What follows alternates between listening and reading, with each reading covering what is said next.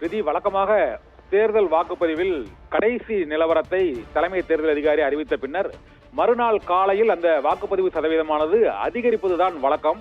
ஆனால் இந்த முறை அவர் 7 மணிக்கு அந்த இறுதிக்கட்ட வாக்குப்பதிவு அறிவித்த பின்னர் நள்ளிரவில் தலைமை தேர்தல் ஆணையம் வெளியிட்டுள்ள ஒரு அறிவிப்பின் மூலமாக 2 அறிவிப்புகளுக்கும் இடையே 3% வரை வித்தியாசம் காணப்படுகிறது. இந்த வாக்கு சதவீத அளவு குறைந்ததற்கான காரணம் என்ன என்ற கேள்வி தற்போது அனைத்து தரப்பினரும் எழுந்துள்ளது. ஏனென்றால் வழக்கமாக தேர்தல் வரலாற்றை பொறுத்தவரை கடைசி கட்ட வாக்குப்பதிவு நிலவரத்தை இரவில் 6 மணிக்கு வாக்குப்பதிவு நிறைவடைந்தவுடன் 7 மணிக்கு சந்திக்கும் தலைமை தேர்தல் அதிகாரி அந்த வாக்குப்பதிவை சதவீதத்தை தெரிவிப்பார். ஆனால் இது சற்று மாறுதலுக்கு உள்ளானது என்றும், ஏனென்றால் 6 மணிக்கு பிறகு டோக்கன் கொடுக்கப்பட்டு வாக்களித்து அவர்களது சதவீதம் ஒரு சில சதவீதம் அதிகரிப்பதற்கு வாய்ப்பு இருக்கிறது. ஆனால் இந்த முறை வாக்கு சதவீதத்தை பொறுத்தவரை நேற்று 72.09 வாக்கு சதவீதம் தமிழகத்தில் ஒட்டுமொத்தமாக பதிவாகி இருக்கிறது என தலைமை தேர்தல் அதிகாரி சத்யபிரதா சாகு அறிவித்திருந்தார்.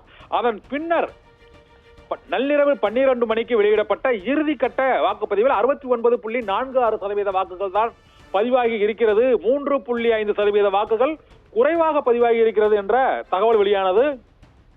அதிலும் ஒவ்வொரு தொகுதி வாரியாகவும் அந்த வாக்குப்பதிவு சதவிகிதம் வெளியிடப்பட்டது.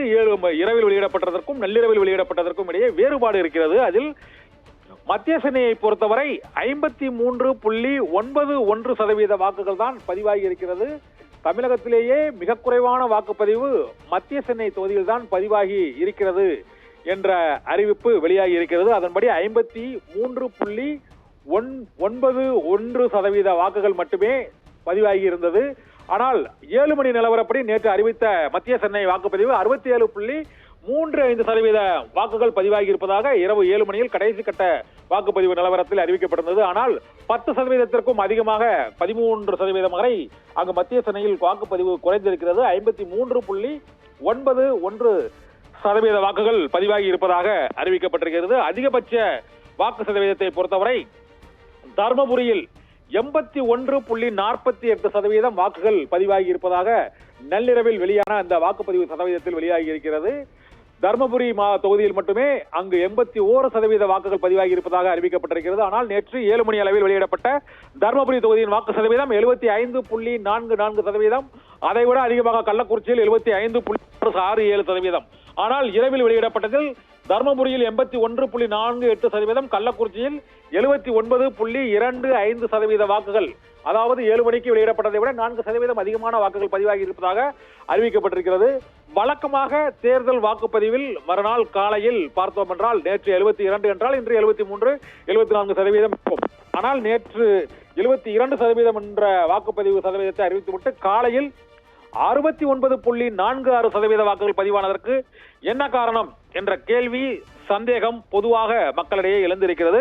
அதற்கு காரணமாக கூறப்படுவது என்னவென்றால், குறைவான வாக்குப்பதிவு பதிவான மத்திய சென்னையில் 53.91%, இதே போல தென் சென்னையில் 54.27% வாக்குகள்.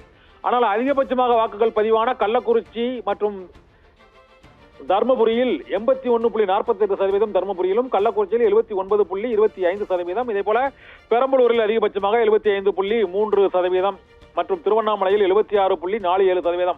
என இந்த குறைந்தபட்ச வாக்கு வித்தியாசத்திற்கும் அதிகபட்ச வாக்கு வித்தியாசத்திற்கும் இடையேயான வித்தியாசம் என்பது கிட்டத்தட்ட ஒரு 20%க்கும் அதிகமாக இருக்கிறது.